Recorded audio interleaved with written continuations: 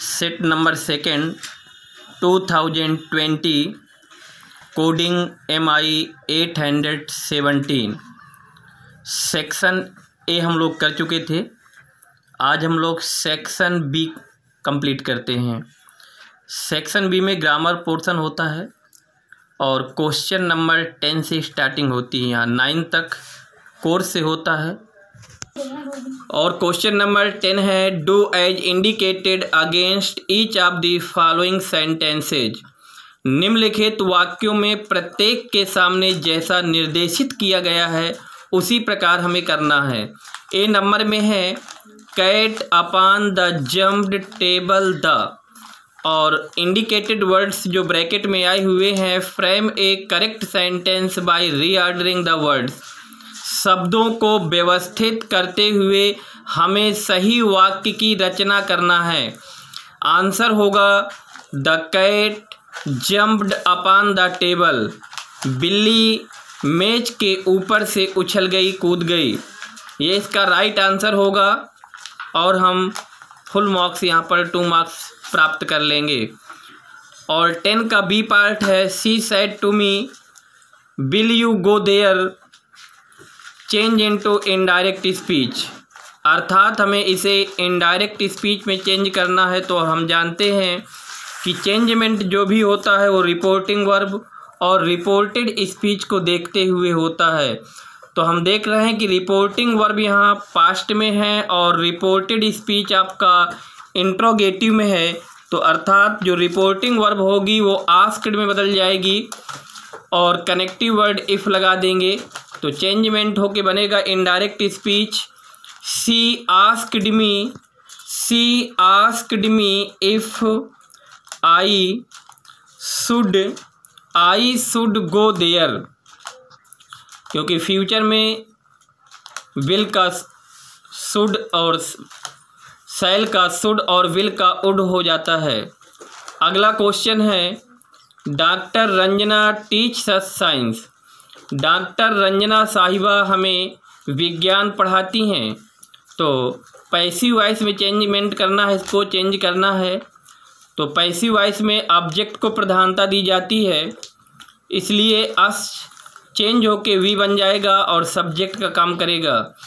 We के according helping verb present indefinite का वाक्य आया हुआ है, इसलिए आर हो जाएगा। थर्ड फॉर्म टीच की टॉट हो जाएगी।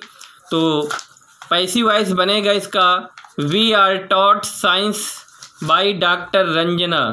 अगला क्वेश्चन है we was punished for dead dash noise, और ब्रैकेट वर्ड है use correct form of the verb make to fill in the blanks, अर्थात इसमें हमें करेक्ट फॉर्म वर्ब की फिलअप करना है।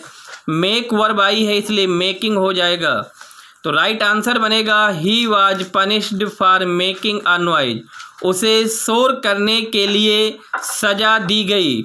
उसे शोर करने के लिए सजा दी गई। क्वेश्चन नंबर नेक्स्ट है अर्थात 11 नंबर में है। अब क्या है 11 नंबर में choose the correct preposition from the ones given below the sentence to fill in the blanks. एक वाक्य दिया गया है जिसमें आपको राइट प्रीपोजिशन फिलअप करना है और हमारे आसानी के लिए ब्रैकेट में प्रीपोजिशन दिए भी गए हैं। तो बस उन्हीं में से आपको चूज करना है जो राइट होगा और फिलअप कर देना है। क्वेश्चन रीड करेंगे। क्या है question? Everyone laughed date dash him. हम जानते हैं कि लाफ के साथ एट लग जाने से फ्रेजल वर्ब तैयार हो जाती है और लाफ एट की मीनिंग हो जाती है हंसी उड़ाना, इसलिए राइट आंसर होगा इसका एट और सेंटेंस बन जाएगा एवरीवन लाफ्ड एट हिम। प्रत्येक व्यक्ति ने उसका मजाक उड़ाया।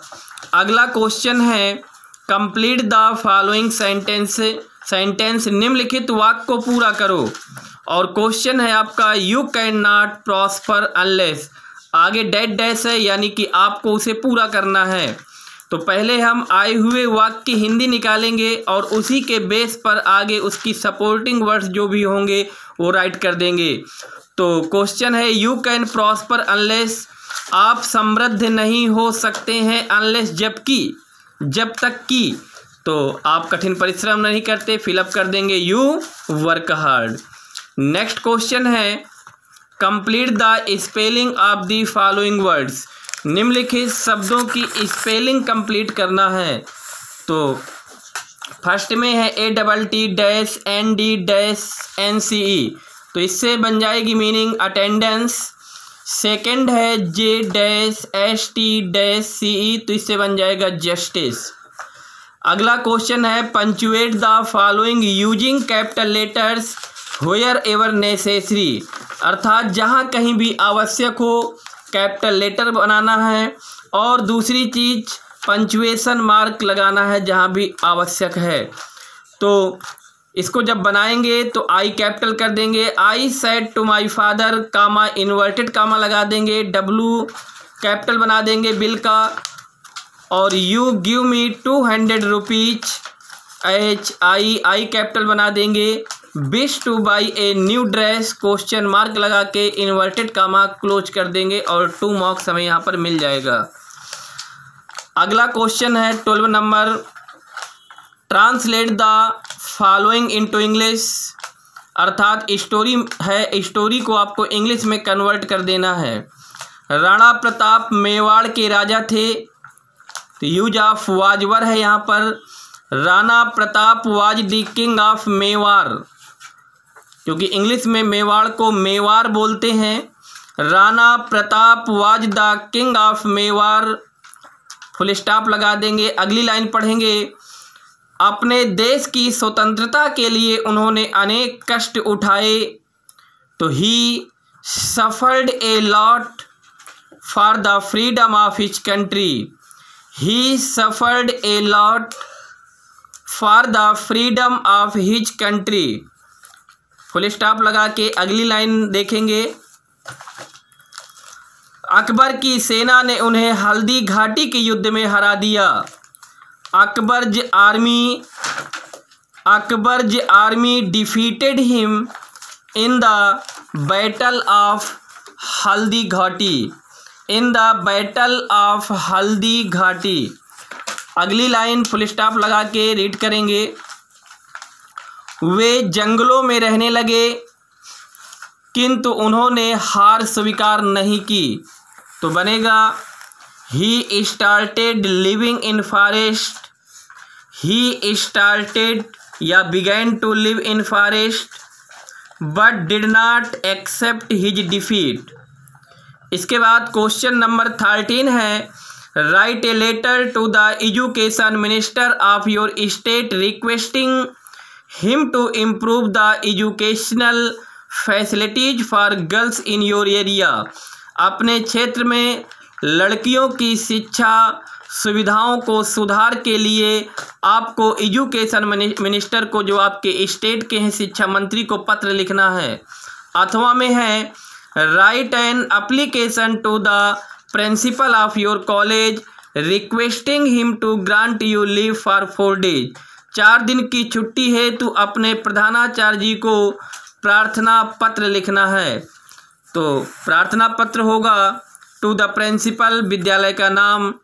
इसके बाद नीचे की लाइन में बांधा और जो भी प्लेस डालना चाहें, फिर डेट डालेंगे, उसी लाइन पर बांधा नहीं लिखना, नीचे वाली लाइन पे। इसके बाद सब्जेक्ट मैटर अगर लिखना चाहते हैं तो लिख देंगे, लीविंग के लिए है तो हम लिख देंगे इसमें subject matter leave application for 4 days due to sickness. Reason नहीं दिया था तो रीजन हम अपनी तरफ से शो कर देंगे। Respected sir, I wish to inform you, मैं आपको सूचित करना चाहता हूँ, that I have been suffering food poisoning since yesterday, कि मैं कल से भोजन की वजह से बीमारी में परेशान हूँ। The doctor has advised me to take complete bed rest for 4 days, और चिकित्सक साहब ने मुझे 4 दिन पर बिस्तर आराम के लिए सुझाव दिया है। सो आई रिक्वेस्ट, इसलिए मैं आपसे रिक्वेस्ट करना चाहता हूँ, निवेदन करना चाहता हूँ, to grant me leave for 4 days, 4 दिन की छुट्टी प्रदान करें, from 20 March 2020 to 25 March 2020। Medical certificate is attached herewith, इसी के साथ मेडिकल सर्टिफिकेट भी जुड़ा हुआ है। I shall be highly obliged to you for the same, मैं इसके लिए आपका बहुत बहुत आभारी रहूँगा। थैंकिंग यू, आपको धन्यवाद। Yours obediently XYZ। इसके बाद नेक्स्ट क्वेश्चन आपका है, write a composition one of the following topics in about 60 words.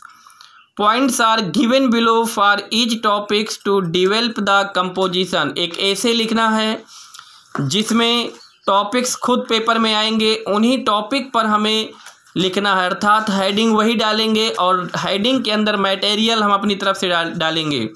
जैसे पहला ऐसे है एन इंडियन फार्मर, तो इसमें हेडिंग्स दी गई हैं आपको। इंडियन फार्मर पर क्या क्या लिखना, इंट्रोडक्शन देना है, हिज हाउस उसके घर के बारे में, हिज एजुकेशन शिक्षा के बारे में, source of enjoyment, efforts of improving his condition. Second है ए जर्नी बाई ट्रेन, इसमें भी हेडिंग्स हैं। और अगला है माई फेवरेट बुक, मेरी पसंदीदा पुस्तक, और इसमें जो हेडिंग्स दी गई हैं उन पर हमें लिखना है।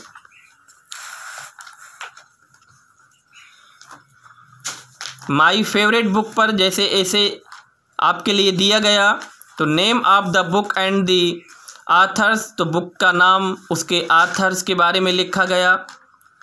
इसके बाद theme of the book, book की थीम क्या है उसके बारे में मटेरियल लिखा गया। इसके बाद अगली हेडिंग है it's language and style the Ramcharitmanas. अगली हेडिंग है रीजन्स फॉर लाइकिंग इट, इसे पसंद क्यों किया जाता है, इसका रीजन। अगली है कंक्लूजन यानी निष्कर्ष। और इसके बाद लास्ट क्वेश्चन हमारा होता है अनसीन पैसेज से, read the following passage carefully and answer the questions theorem. Passage हमें रीड करना है और इसके नीचे दिए गए क्वेश्चंस का हमें जवाब देना है। जैसे पहला क्वेश्चन आया है, what did the fisherman find on the 85th day, 50वें दिन मछुआरे ने क्या पाया, तो आंसर होगा the fisherman found a big fish on the 85th day. मछुआरे ने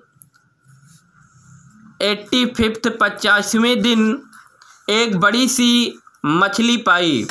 अगला क्वेश्चन है डिस्क्राइब द फिशरमैन, फिशरमैन है यहाँ पर एन भी लगा देना है, तो फिशरमैन के बारे में डिस्क्राइब करना है। The fisherman was old and very active, fisherman बहुत बूढ़ा था और वह बहुत एक्टिव था।